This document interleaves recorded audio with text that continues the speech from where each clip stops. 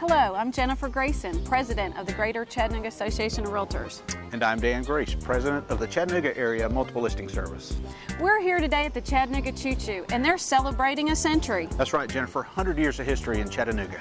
And we want to thank them for letting us come down to film today. And if you haven't been here in a while, come on down and bring your family. The local real estate market did not get the large bounce it had hoped for, but avoided another consecutive month of sales decreases according to the data released by our Multiple Listing Service. In February of this year, Southeast Tennessee and Northwest Georgia area saw a sale of 353 residential units, a 15% increase compared to the previous month's sales, but down 14.3% from February of 2010. Worldwide concerns over increased energy prices due to political uncertainty in the Middle East and continued unemployment concerns have contributed to delays in a full-scale recovery that the sector had hoped for in the past 2 years. We've heard from a number of respected economists that the economic outlook might show greater improvement further into 2011.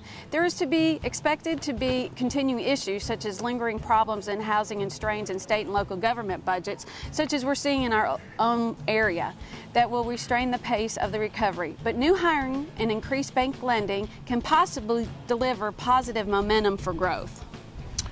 One of my biggest concerns has been that the recent rise in oil prices will pose a threat to outlooks for both growth and inflation. I believe that as long as inflation levels remain under tight control, higher oil prices are unlikely to force the Federal Reserve to tighten monetary policy, impacting the public's ability to obtain financing for home loans.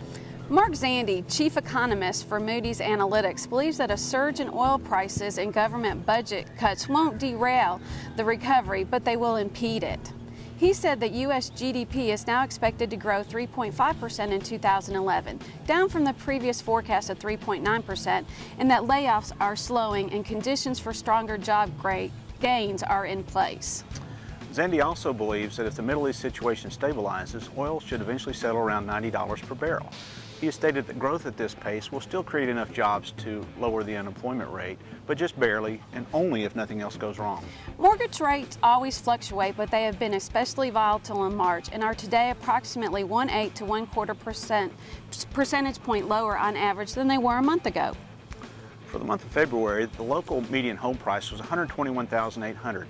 Now that represents a statistically insignificant decrease of 0.2% from the same period 1 year earlier, but a decrease of 8.4% from the median of January this year.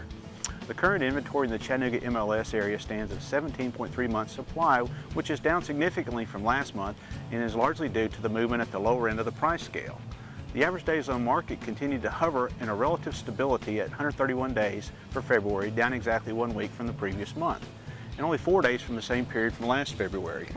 I'm Jennifer Grayson, President of the Greater Chattanooga Association of Realtors. And I'm Dan Griess, President of the Chattanooga Area Multiple Listing Service. Thanks for tuning in. See you next month.